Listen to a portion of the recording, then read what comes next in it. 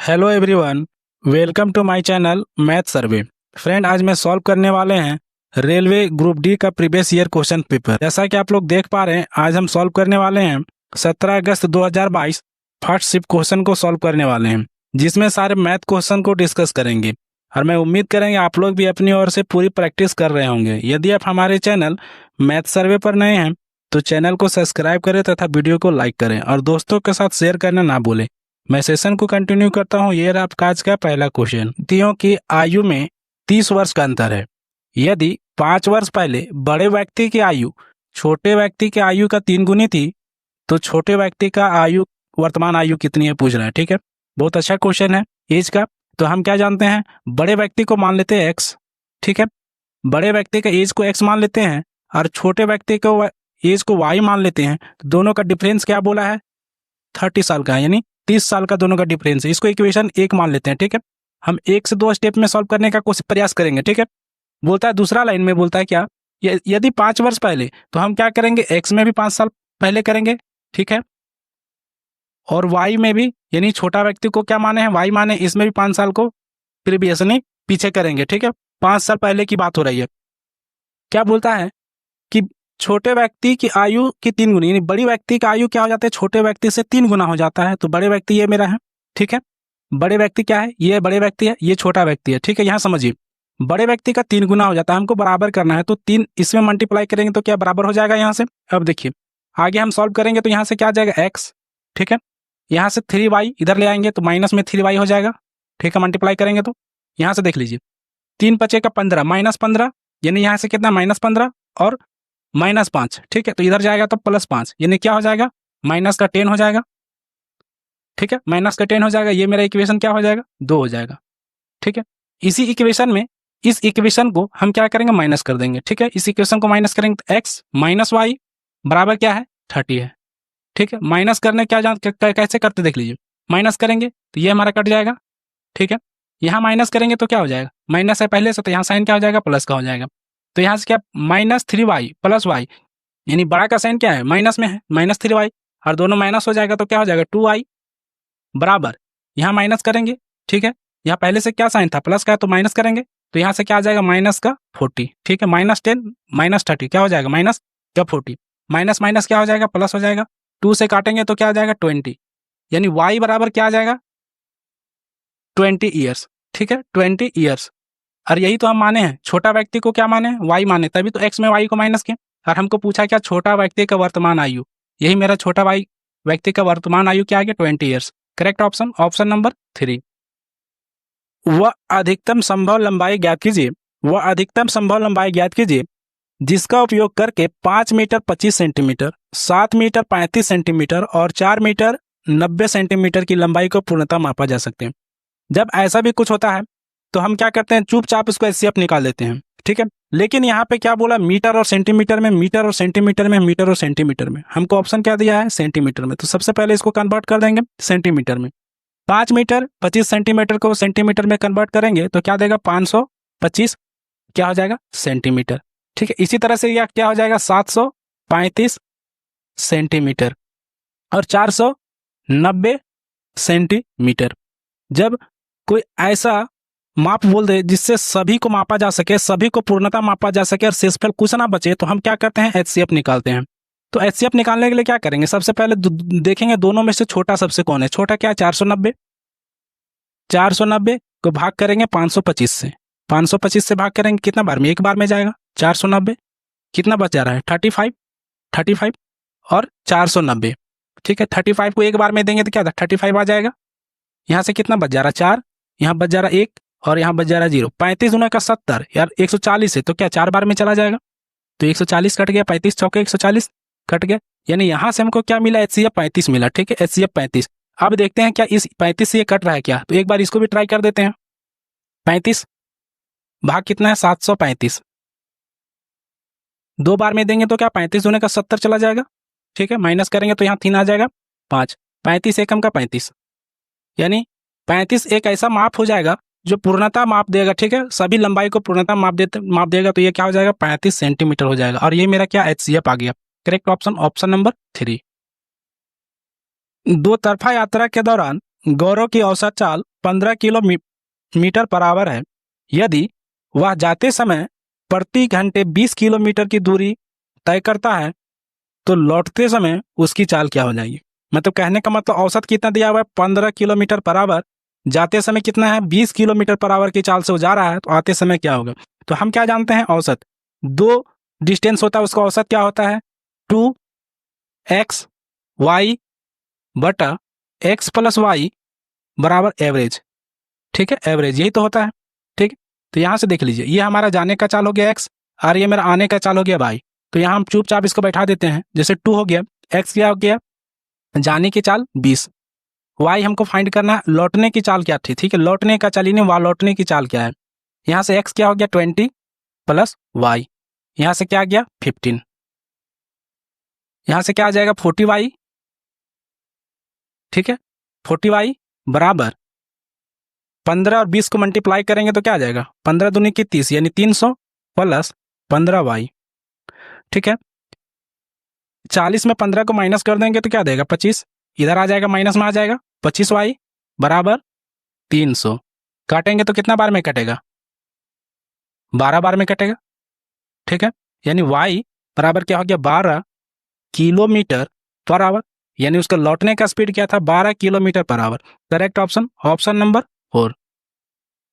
मैंने original question को लाने का प्रयास किया है इसलिए थोड़ा फॉन्ट छोटा छोटा हो गया है। ठीक है, देख लीजिए ये क्वेश्चन बोलता है क्या, पी और क्यू अकेले एक कार्य को क्रमशः 9 दिन में और 12 दिन में पूरा कर सकते हैं। यदि क्यू से शुरू करके एक दिन छोड़कर कार्य करते हैं तो कार्य कितने दिन में पूरा होगा। ठीक है, कार्य कितने दिन में पूरा होगा। क्वेश्चन बहुत ही अच्छा क्वेश्चन है।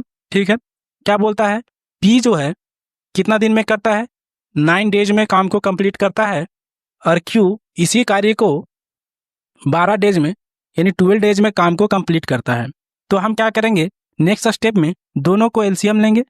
ठीक है, अब जब दोनों का एलसीएम लेंगे 9 और 12 तो क्या देगा हमको 36 देगा। ठीक है, 36 और ये मेरा क्या आ गया टोटल वर्क ये मेरा क्या हो जाता है टोटल वर्क। अब क्या करते हैं देख लीजिए यहाँ बोलता है क्या कि 9 दिन में 36 काम को कंप्लीट करता है, एक दिन में कितना करेगा तो 9 चौके 36 यानी 4 वर्क करेगा एक दिन में। एक दिन में कितना काम करेगा 4 काम करेगा। कौन करेगा पी करेगा। क्यू इसी तरह से 12 दिन में 36 काम को कंप्लीट कर देता है तो एक दिन में कितना काम करेगा तो 12 या 36 यानी 3 यूनिट काम क्या करेगा क्यू करेगा। ठीक है, अब देख लीजिए दोनों एक दिन छोड़कर एक दिन काम करता है, लेकिन पहले कौन आता है पहले क्यू आता है। ठीक है, पहले कौन आता है शुरुआत किससे होता है क्यू से होता है, तो क्यू का एफिशिएंसी कितना है 3। ठीक है, उसके एक नेक्स्ट दिन कौन आ गया पी का एफिशिएंसी कितना है 4। टोटल वर्क कितना करेगा 7 करेगा। टोटल वर्क कितना करेगा 7 काम को करेगा टोटल, लेकिन कितना दिन में करेगा 2 दिन में करेगा। कितना में 2 डेज में। ठीक है, 2 डेज में 7 काम को कर रहा है। ठीक है, तो हम यहां से क्या करेंगे 5 से मल्टीप्लाई करेंगे तो क्या 10 डेज हो जाएगा 10 डेज। ठीक है, और यहाँ 5 से मल्टीप्लाई करेंगे तो कितना हो जाएगा 35 वर्क। 35 वर्क हमको कितना 36 वर्क कंप्लीट करना है 36, लेकिन हम यहाँ तक क्या 35 वर्क कंप्लीट कर दी कितना दिन में 10 दिन में। ठीक है, कितना दिन में 10 दिन में। अब मेरा काम कितना बचा एक काम बच गया। ठीक है, इसमें 35 को माइनस कर देंगे तो मेरा काम कितना बच गया एक काम बच गया। और एक काम कौन करेगा जब दोनों साथ में कर रहे एक दिन छोड़कर एक दिन छोड़कर 10 दिन, मतलब क्या हो गया ये इवन नंबर हो गया। तो फिर कौन सा आएगा क्यू आएगा, तो क्यू आएगा यानी 10 दिन तो हो गया। ठीक है, काम कितना बच गया एक काम बच गया और कौन आके करेगा क्यू आके करेगा। ठीक है, क्यू आके करेगा लेकिन इफिशियंसी इसका कितना है 3। तो यही मेरा क्या हो जाता है 10.1/3 डेज। ठीक है, correct option option number 4। Next question board मास का क्वेश्चन है और मैंने क्या किया ओरिजिनल क्वेश्चन को लाया। इसमें इजी से इजी क्वेश्चन भी आपको देखने को मिल सकता है, हार्ड से हार्ड क्वेश्चन भी देखने को मिल सकता है। ठीक है, ये क्वेश्चन को हम क्या करेंगे सबसे पहले बोर्ड मास का तो हम ब्रैकेट को सॉल्व करेंगे। इस ब्रैकेट को यहाँ से हम सॉल्व करते हैं तो यहाँ से क्या देखिए रूट अंडर 0.0144 है यानी 144 का वर्गमूल क्या होता है 12 होता है। और देखिए पॉइंट के बाद कितना है 4 डिजिट है, तो हम क्या करेंगे पॉइंट के बाद 2 डिजिट देंगे क्योंकि वर्गमूल से हम वर्गमूल क्या कर रहे हैं वर्गमूल निकाल रहे हैं। ठीक है, 144 का वर्गमूल निकाल दिए और यह पॉइंट के बाद क्या 4 डिजिट था तो पॉइंट के बाद 2 डिजिट दिए। ठीक है, पहला यहाँ तक आप समझ पा रहे होंगे। उसके बाद प्लस 0.4। ठीक है, 0.4 भाग में क्या है 0.5, पॉइंट से पॉइंट हटा देंगे। ठीक है, पॉइंट से पॉइंट हटा देंगे तो यहाँ से हमको क्या देगा, देखिए भाग करेंगे, सॉरी आगे नेक्स्ट स्टेप देख लीजिए, 0.12 प्लस यहाँ से भाग करेंगे तो 25-40 यानी 0.80 दे देगा। ठीक है, दोनों को जोड़ेंगे तो यहाँ से हमको क्या मिलेगा, 0.92। ठीक है, 0.92। अब चलिए पूरा को हम देख लेते हैं, इस पूरा को हम देखते हैं तो यहाँ से क्या हो जा रहा है 0.6। ठीक है, प्लस यहाँ से रूट अंडर 0.81 यानी रूट से बाहर जैसे ही करेंगे तो पॉइंट के बाद क्या दो संख्या है तो पॉइंट के बाद एक संख्या हो जाएगा यानी 0.9 हो जाएगा, 0.9। और 0.9 को हम 0.90 भी लिख सकते हैं, कोई दिक्कत नहीं होना चाहिए। ठीक है, माइनस का साइन है तो माइनस करेंगे और मेरा उसके बाद का वैल्यू क्या आया, इसका वैल्यू 0.92। ठीक है, अब देख लीजिए हम यहाँ पे 0.6 है तो 0.60 भी कर सकते हैं। ठीक है, प्लस 0.90 माइनस 0.92। ठीक है, यहाँ से देख लीजिए क्या बच रहा है 0.60। यहाँ से क्या करेंगे माइनस करेंगे तो यहाँ से हमको क्या मिलेगा, नेगेटिव साइन मिलेगा, चूंकि ये क्या है बड़ा है। ठीक है, तो 0.02 दे देगा। ठीक है, और 0.60 में 0.02 को माइनस करेंगे तो क्या देगा 0.58। ठीक है, समझाने के लिए हम इतना लंबा किया, इतना लंबा नहीं, एक या दो स्टेप का क्वेश्चन था। ठीक है, करेक्ट ऑप्शन नंबर 3। यदि समीकरण ax² plus x plus b बराबर 0 के मूल बराबर हैं तो निम्नलिखित में से कौन सा सत्य है। ठीक है, ऐसा क्वेश्चन आपको एग्जाम में कंफ्यूज कर सकता है। ठीक है, हम क्या जानते हैं, जब द्विघात समीकरण इस तरह से समीकरण दिया रहता है तो हम क्या मानते हैं, इसको a मानते हैं, यानी हम क्या लिख सकते हैं, a बराबर a लिख सकते हैं कि नहीं इसको। ठीक है, इसी तरह ये जब यहाँ पे कुछ नहीं है x का गुणांक में तो x का गुणांक क्या हो गया 1, यानी b बराबर हम क्या लिख सकते हैं 1 लिख सकते हैं। ठीक है, इसी तरह c बराबर क्या हो जाएगा b हो जाएगा। c ये क्या हो जाता है कांस्टेंट हो जाता है और इसको हम क्या मानते हैं c, तो c बराबर b हो जाता है। ठीक है, यहाँ तक आपको कोई दिक्कत नहीं हुआ होगा। तो देखिए आगे क्या जानते हैं, जब मूल बराबर यानी हम मूल बराबर की बात करता है तो हम क्या जानते हैं b² माइनस 4ac बराबर 0। ठीक है, तो b का स्क्वायर क्या है 1 का स्क्वायर यानी 1 माइनस 4 a बराबर क्या हो गया, a बराबर a ही लिख दिया है, यही सब कंफ्यूज होता है। ठीक है, a बराबर a यानी a, और c बराबर क्या लिखा है, c बराबर b लिखा है, ये कांस्टेंट होता है c, तो यहाँ से हम b बराबर क्या लिखेंगे 0। तो यहाँ से हम क्या लिखेंगे ab बराबर इधर में चला जाएगा तो प्लस हो जाएगा, ab बराबर क्या हो जाएगा 1/4। ठीक है, करेक्ट ऑप्शन नंबर 3। विद्यार्थियों की एक कक्षा में पाउलो को शीर्ष से 18वें और नीचे से 45वां स्थान मिला है, तो कक्षा में विद्यार्थियों की कुल संख्या कितना है। जब कुल संख्या की बात करें, टोटल संख्या की बात करता है तो हम क्या जानते हैं ऊपर से। ठीक है, ऊपर से u प्लस नीचे से डाउन d माइनस 1 होता है। ठीक है, ऊपर से कितना मिला 18वां स्थान पे है, नीचे से इसका स्थान कितना है 45 स्थान पे है, और माइनस करेंगे 1, यही मेरा टोटल संख्या पता चल जाएगा स्टूडेंट का टोटल संख्या कितना है। 18 45 में माइनस को 1 करेंगे तो कितना 44, 18 प्लस 44 कितना हो जाएगा 62 हो जाएगा। Correct option number 2। निम्नलिखित में से कौन सा विकल्प उस निकटतम लगभग मान को दर्शाता है जो निम्नलिखित समीकरण को प्रश्न चिन्ह के स्थान पे आएगा। ठीक है, अप्रोक्सीमेशन की बात कहा है, इसमें निकटतम मान की बात कर रहा है। तो हम ऐसे क्वेश्चन को हम क्या करेंगे, जैसे जानते हैं क्या, जैसे 0.5 से ऊपर हो जाएगा 59 तो हम इसको क्या मान लेंगे 1 मान लेंगे, और यही 0.48 हो जाएगा यानी 5 से कम हो गया, 0.5 आधा से कम हो गया तो हम इसको क्या 0 के बराबर मान लेंगे। यही होता है अप्रोक्सीमेशन, यहीं से मेरा आता है। ठीक है, तो चलिए यहाँ पे 25.19 है यानी 50 मतलब पॉइंट के बाद 50 से कम है। ठीक है, आधा से कम है तो हम इसको क्या मान लेंगे 25 के बराबर ही मान लेंगे। ठीक है, अप्रोक्स इंटू, ठीक है, इंटू 3 प्लस यहाँ से देखिए 4.41 है तो हम क्या मानेंगे 50 यानी 4.50 से कम है यानी 4 आधा से कम है तो हम क्या करेंगे इसको 4 ही मान लेंगे। ठीक है, और यहाँ देखिए 0.9 है, 0.9 यानी 0.5 से बड़ा है तो हम क्या इसको मान लेंगे 1 के बराबर मान लेंगे। ठीक है, बस इसको हम सॉल्व करेंगे, जो आएगा ये ऑप्शन हो जाएगा 15 3 की 75 और 25 3 के 75। ठीक है, प्लस और -1 तो यहाँ से क्या हो जाएगा 3, 75 और 3 कितना हो जाएगा 78, अप्रोक्स कितना आ जाएगा लगभग 78 के बराबर जाएगा। Correct option number 3। 1 वर्ष पूर्व साकेत और तिलक की आयु की क्रमशः अनुपात कितना था, 5:6। ये 1 साल पूर्व की बात कर रहा, -1, ठीक है। उसके बाद 4 साल बाद यह अनुपात 6:7 हो जाएगा, ठीक है, 6:7 हो जाएगा। तो साकेत की वर्तमान आयु ज्ञात करना, ये मेरा साकेत हो गया, ठीक है, और ये क्या हो गया, तिलक हो गया, ठीक है।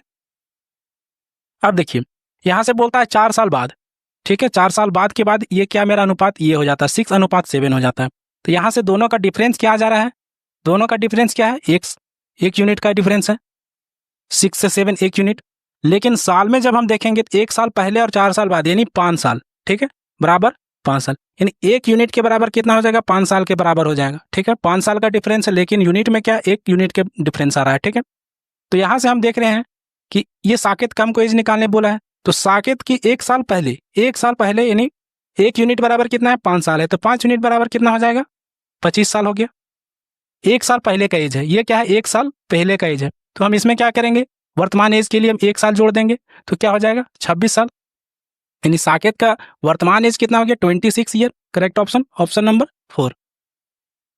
ऐसे सवालों को हम क्या करते हैं, ऑप्शन देखकर हम एलिमिनेट कर लेंगे, ठीक है। इसमें पूछा है कि ये कौन सा द्विघात समीकरण है, इसमें से कौन सा द्विघात समीकरण है। तो हम क्या जानते हैं, द्विघात समीकरण के कहने का मतलब क्या होता है, जिसका पावर में 2 हो, जिसका पावर में 2 हो। तो यहाँ पे कहीं पावर में 2 दिख रहा नहीं, तो ये हमारा क्या हो जाता है, लीनियर इक्वेशन। ये द्विघात इक्वेशन नहीं है, तो इसको काट देंगे। इसमें देख लीजिए, इसमें पावर में 2 हमको दिख रहा है, पावर में 2 दिख रहा है, तो यानी ये हो सकता है, तो इसको हम छोड़ देते हैं। आगे देख लीजिए, इसमें पावर में 2 है, लेकिन आगे चलते हैं तो यहाँ पावर में क्या 3 है, पावर में 3 है, तो ये द्विघात समीकरण नहीं हो सकता, क्योंकि पावर में यहाँ 3 आ गया। पावर में कितना होना चाहिए, 2 होना चाहिए। ये मेरा क्या पावर में आधा है, पावर में आधा है, यानी रूट हम लगा सकते हैं, इसको हटा देंगे तो रूट लगा। ये द्विघात समीकरण ये भी नहीं। करेक्ट ऑप्शन क्या हो जाएगा, ऑप्शन नंबर बी। इसको डायरेक्ट एलिमिनेट करते हैं, option number B. Correct option, option number B. यदि किसी घन का एक फलक का परिमाप 24 सेंटीमीटर है तो उसकी आयतन ज्ञात करने बोलता है। मान लेते हैं एक फलक यानी एक साइड का बात कर रहा है, ठीक है, एक साइड, ये घन का एक साइड हो गया, ठीक है। घन तो ऐसे बनाते हैं, ठीक है, इस तरह से घन बनता है। इसका एक साइड बोला है, एक साइड का परिमाप कितना है, 24 है। तो हम क्या जानते हैं, घन का एक साइड क्या हो जाता है, वर्ग के बराबर हो जाता है, वर्ग के बराबर हो जाता है, स्क्वायर के बराबर। तो हम क्या जानते हैं, भुजा 4 इंटू भुजा बराबर क्या हो जाएगा, 24 हो जाएगा, ठीक है। तो 4 से काटेंगे तो 4 छक 24, यानी भुजा कितना हो गया, 6 सेंटीमीटर का, यानी एक भुजा कितना हो गया, 6 सेंटीमीटर के बराबर हो गया, ठीक है। हमको पूछा आयतन, तो वॉल्यूम क्या होता है, घन का वॉल्यूम, यानी आयतन होता है क्या, भुजा का क्यूब, भुजा का क्यूब। तो हम क्या करेंगे, 6 का क्यूब कर देंगे। भुजा की लंबाई कितना, 6 सेंटीमीटर है, 6 का क्यूब तो क्या हो जाएगा, 216 centimetre cube. Correct option, option number 4। ये ट्रिग्नोमेट्री का क्वेश्चन है, हमेशा एक ना एक क्वेश्चन ट्रिग्नोमेट्री का 1 या 2 क्वेश्चन हमेशा होता है, ठीक है। और बहुत ही शानदार क्वेश्चन है, छोटा क्वेश्चन लेकिन शानदार है। साइन थीटा को कोट थीटा के पद में व्यक्त कीजिए जहां थीटा क्या है, न्यून कोण है। तो हम क्या जानते हैं, साइन थीटा बराबर क्या होता है, 1 कॉसेक थीटा, ठीक है, 1 कॉसेक थीटा। आगे क्या जानते हैं कि हम कॉसेक थीटा को कॉट थीटा में कैसे लिख सकते हैं, चूंकि हमको कॉट में कन्वर्ट करना है, कॉट में कन्वर्ट करना है साइन को। तो हम क्या जानते हैं, 1 प्लस कॉट स्क्वायर थीटा बराबर क्या होता है, कॉसेक स्क्वायर थीटा, ठीक है। तो हम ऐसे भी लिख सकते हैं कि ये स्क्वायर को इधर हटा के हम इसको क्या करते हैं, वर्गमूल लिख सकते हैं, 1 प्लस रूट लिख सकते हैं, कॉट स्क्वायर थीटा बराबर क्या हो गया, कॉसेक थीटा, ठीक है। अब कॉसेक थीटा यहाँ पे आ गया, कॉसेक थीटा यहाँ भी है, तो हम यहाँ डायरेक्ट लिख सकते हैं 1/√1 माइनस कॉसेक थीटा के जगह पे 1 प्लस कॉट स्क्वायर थीटा। और हमको ये कहाँ देखने को मिल रहा है, ये चीज कहाँ देखने को मिल रहा है, ऑप्शन नंबर 2 में मिल रहा है। यानी करेक्ट ऑप्शन क्या हो गया, ऑप्शन नंबर 2। जॉन ने एक लैपटॉप उसके अंकित मूल्य पर 25% का छूट पर खरीदा। यदि उसने लैपटॉप के लिए 28,473 का भुगतान किया तो उसका अंकित मूल्य कितना था, ठीक है। मान लेते हैं कि अंकित मूल्य को हम x मान लेते हैं और ये कितना 100% के बराबर होता है अंकित मूल्य, ठीक है। अंकित मूल्य 100% के बराबर यानी x मान लिए, ठीक है। आगे कितना का छूट दिया है, तो 25% का छूट दिया, यानी 75% पैसा ही उन्होंने पेड किया है, 75% पैसा पेड किया। लेकिन कितना किया है, तो 28,473 रुपया पेड किया है, ठीक है।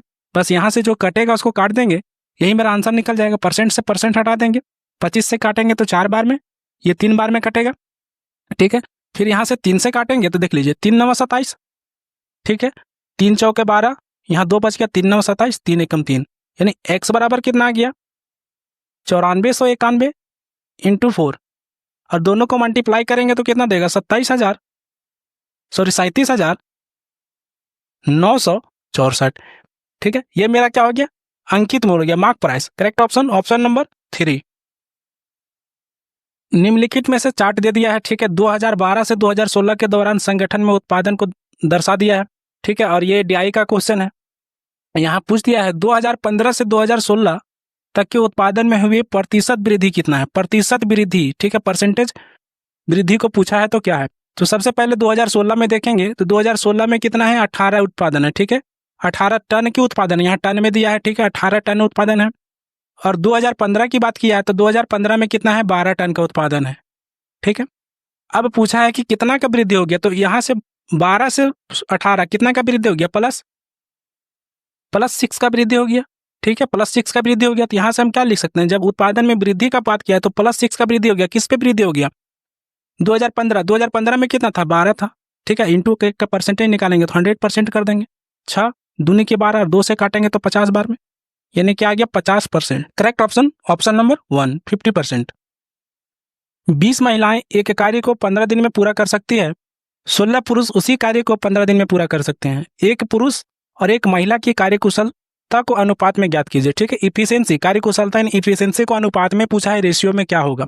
तो हम क्या जानते हैं, फॉर्मूला क्या जानते हैं, M1 D1 और E2 मतलब इफिशियंसी, किसका इफिशियंसी, तो पहले हम मान लेते हैं क्या, छोड़िए E1 लिख देते हैं, ठीक है। E1 बराबर M2 D2 और E2 हो गया, ठीक है। इसी तरह से आगे हम जब लिखेंगे M1 में कितना महिलाएं हैं 20 महिलाएं, ठीक है।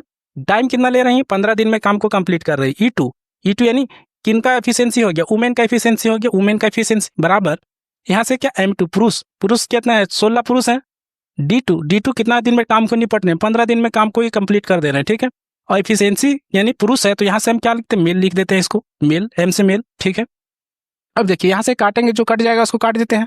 15 से 15 कट गया, 4 से काटेंगे, 4 बचे के 20, 4 चौके 16। तो यहाँ से क्या आ जाएगा, हमको पूछा क्या पुरुष और महिला के अनुपात, पुरुष और महिला के अनुपात यानी मेल और फीमेल, वुमेन का अनुपात पूछा है। तो मेल बराबर कितना आ जाएगा 5 आ जाएगा, और फीमेल बराबर कितना आ जाएगा 4 आ जाएगा। यानी हम कहा क्या सकते हैं 5:4। करेक्ट ऑप्शन क्या आ जाएगा, ऑप्शन नंबर 1।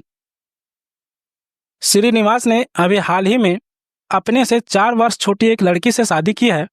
5 वर्ष बाद उनकी औसत आयु 33 वर्ष होगी, तो लड़की का वर्तमान आयु पूछा है क्या होगा, ठीक है। क्वेश्चन एज से है और बहुत ही धांसू क्वेश्चन है, ठीक है, एज में। और ये हमारा लास्ट क्वेश्चन होने वाला है। तो हम क्या जानते हैं, हस्बैंड को एज को हम क्या मान लेते हैं, एक्स मान लेते हैं, वर्तमान एज एक्स मान लेते हैं। तो वाइफ का एज क्या हो जाएगा, वाइफ का वर्तमान एज क्या हो जाएगा 4 साल छोटा, यानी एक्स का -4 हो जाएगा, 4 साल छोटा। आगे क्या बोला है क्वेश्चन, देखिए आगे क्वेश्चन बोला है कि 5 वर्ष बाद की औसत आयु कितना हो जाएगा 33 साल। 5 वर्ष बाद, तो दोनों में हम 5 साल ऐड करेंगे तो क्या x + 5 हो जाएगा हस्बैंड का एज, और इसमें 5 प्लस करेंगे तो क्या देगा x + 1 देगा, ठीक है। वर्तमान एज इसका हो गया। यहाँ से हम देख रहे हैं कि दोनों का क्या 5 साल की बाद के एज को हम निकाल दिए हैं, ठीक है। 5 साल की बाद के एज निकाल दें, और बोलता है क्या दोनों का एज का एवरेज कितना हो जाता है 5 साल में 33 वर्ष हो जाता है। तो हम क्या जानते हैं, एवरेज निकालना क्या होता है, 2 व्यक्ति का एवरेज निकालना होता है, तो दोनों को एज को जोड़कर 2 से भाग करते हैं, यही तो मेरा एवरेज होता है। तो दोनों का एज क्या है x + 5 प्लस x + 1 है, ठीक है। दोनों का एज हो गया, प्लस करने के बाद क्या करेंगे 2 से भाग करेंगे, और ये मेरा क्या एवरेज देगा, यानी 33 के बराबर देगा। तो यहाँ से हम क्या लिख सकते हैं 2x, ठीक है, बराबर 33 दूनी का क्या हो जाएगा 66 हो जाएगा कि नहीं, ठीक है। मल्टीप्लाई कर देंगे, क्रॉस मल्टीप्लाई, और इधर 5 + 1 6, यानी ये प्लस में 6 है, इधर आके क्या हो जाएगा 6 माइनस हो जाएगा। तो यहाँ से क्या आ जाएगा, क्या देगा 60 के बराबर देगा। तो यहाँ से x बराबर क्या आ जाएगा 30 के बराबर आ जाएगा, x बराबर 30 के बराबर आ गया। यानी कह सकते हैं क्या निवास यानी उसका श्रीनिवास यानी उसका हस्बैंड का एज क्या था, वर्तमान एज हम x माने थे ना, वर्तमान एज x माने थे, तो ये क्या 30 साल का है। तो उनसे 4 वर्ष छोटा क्या उसकी वाइफ है, 4 वर्ष छोटा उसकी वाइफ है, यानी x - 4 तो क्या आ गया 26 साल की हो गई, ठीक है। उसकी वाइफ कितना हो गया 26 साल वर्तमान age. Correct option option number 3। हमारे द्वारा समझाए गए ये सभी प्रश्न आपको समझ में आया होगा। हमारी मेहनत अच्छी लगी हो तो हम